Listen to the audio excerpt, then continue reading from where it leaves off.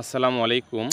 গলা ফোলা রোগে আক্রান্ত গরু চিকিৎসার ক্ষেত্রে প্রাথমিকভাবে যারা চিকিৎসার সাথে জড়িত আছি ধারণা রাখতে হবে যে গরুর এই রোগের পূর্বের ইতিহাসটা কী, কয়দিন থেকে আক্রান্ত এবং গরুর বর্তমান তাপমাত্রা কত ডিগ্রি শো করতেছে। প্রথমে আমি খামারির কাছে জানার চেষ্টা করলাম। সে আমাকে জানিয়েছে যে আজকে 12 দিন থেকে গরুটা সে ক্রয় করছে হাট থেকে এনে সে গরুটা যে ঘরের ভিতরে উঠাইছে আজ পর্যন্ত সে ভালো করে খেয়াল করেনি, সেটা বলতে পারতেছে না। তো সেই হিসাবে পশুকে তার জিজ্ঞাসা করলে সে উত্তর দিতে পারবে না। প্রাথমিকভাবে ধারণা করা হচ্ছে যে এখানে কোনো কিছুর ইনফেকশন হয়েছিল, কোনো কিছুর ঘা লেগে প্রথমে হয়তো ছোট্ট একটা ইনফেকশন হয়েছে, এরপর আস্তে আস্তে এই ইনফেকশনটা বড় আকার ধারণ করে গলায় পর্যন্ত ফুলে গেছে। দ্বিতীয়ত, বর্তমান এলএসডি যে রোগটা আছে, এই রোগের কারণেও এটা এরকম ফুলে যেতে পারে। বেশিরভাগ সময়ই দেখা যায় গলার নিচে ফুলে যায়, সামনের দুপায়ের মাঝখান অর্থাৎ সিনা থেকে গলা পর্যন্ত ফুলে যায়, অনেক পানি জমে, অনেক সময় পোজ হয় এবং শরীরে অ্যালার্জির মতো সারা শরীরে পক্স ওঠে। সেই অনুপাতে ধারণা করা হচ্ছে দুইটি বিষয়। তো সর্বপ্রথম ধারণাটাই সঠিক মনে হচ্ছে আমার কাছে, যে কোনো কিছু দ্বারা ঘা খেয়ে, এইখানে ধাক্কা খেয়ে, হোঁচট খেয়ে ইনফেকশন হয়েছে। ইনফেকশন হওয়ার পরে এই গরুটি এরকম গলা ফুলে গেছে।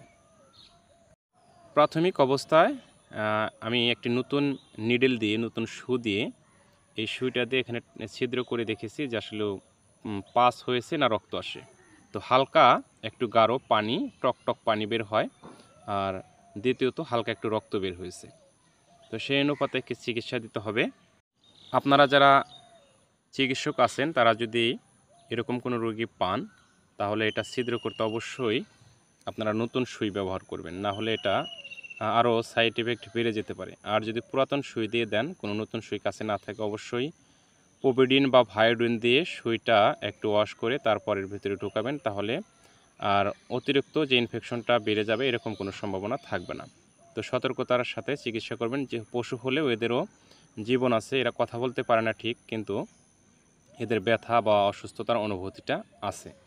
খামারি সব বিষয়ে জানে এমন না।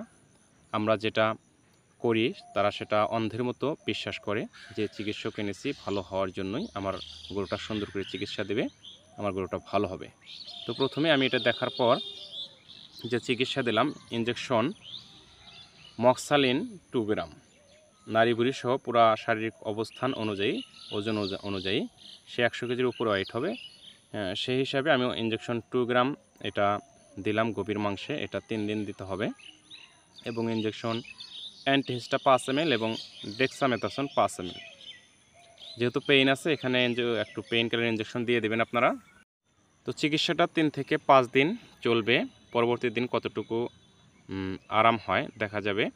এবং এর সময় একটু লেবু খাওয়াতে হবে, লেবু অথবা সিবিট খাওয়াতে হবে। লেবু খেলে ঘাটা তাড়াতাড়ি একটু শুকাবে। আর কিছু নিয়ম মানতে হবে, সেটা হলো আপনাকে বালু গরম করে ভেজে সেটা আপনার পরিষ্কার কোনো ন্যাকড়া বা তেনার মধ্যে নিয়ে হালকা হালকা সেঁক দিতে হবে। সেঁক দিয়ে দিনের মধ্যে 2-3 বার যাই পারেন 5-10 মিনিট করে হালকা হালকা সেঁক দেবেন। এটা ব্যথা কমে যাবে এবং ভিতরে কোনো শক্ত থাকলে সেটা আস্তে আস্তে নরম হয়ে আস্তে আস্তে শুকিয়ে যাবে। তো এই কাজগুলো করতে হবে, নিয়ম মানতে হবে। সঠিকভাবে চিকিৎসা পদ্ধতিগতভাবে দিলে ইনশাল্লাহ আশা করা যায় এটা ভালো হয়ে যাবে। তো এটা কিন্তু প্রচুর পেইন হয়, অনেক পেইন হয়। দেখতে পাচ্ছেন এটা অনেকটাই ফুলে গেছে, প্রায় 5 কেজির মতো হবে। একদম সিনা থেকে গলা পর্যন্ত যেটা ফুলে গেছে, অনেক ভারী। এই হাত দিয়ে নাড়াইতেছি আমি, আপনি দেখতে পাচ্ছেন যে এটা আসলেও অনেক ভারী, একদম 5 কেজির মতো হয়ে যাবে। এই জন্য গরু অনেকটা ভয় এবং ব্যথা অনুভব করছে। যে কারণে অসুস্থ হয়ে থাক, আমরা চাবো যে ইনশাল্লাহ এটা যেন তাড়াতাড়ি ঠিক হয়ে যায়।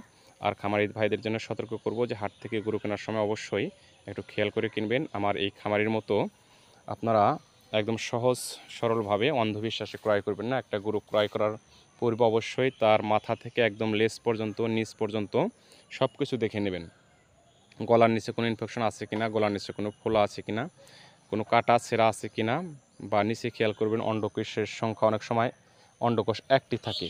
এক বিসিওয়ালা গরু অবশ্যই ক্রয় করবেন না। এটা আপনি যদি ক্রয় করেন অবশ্যই সেটা আপনার দাম অবশ্যই বাজারে কম পাবেন। আর কুরবানির সময় কিন্তু এই গরুগুলোর চাহিদা থাকে না, কোনো শারীরিক ত্রুটিযুক্ত কোনো গরু ক্রয় করে না। এটা ভালো গরু ক্রয় করে আপনার যারা কোরবানি দেবে তারা কোরবানি দেয়।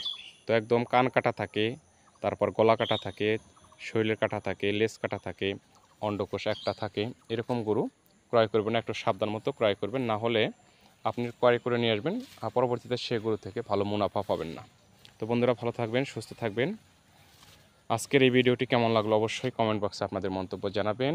আমার চ্যানেলে নতুন হয়ে থাকলে চ্যানেলটি সাবস্ক্রাইব করে দেবেন। সবার আগে নতুন নতুন ভিডিও পেতে পাশে থাকা বেল আইকনটি বাজিয়ে দেবেন।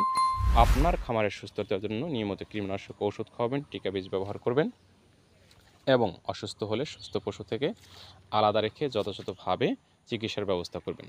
প্রাথমিকভাবে রোগের তীব্রতা কম থাকলে আপনার নিকটস্থ কাছাকাছি যারা পশু চিকিৎসক আছে তাদের দিয়ে চিকিৎসা নিতে পারেন।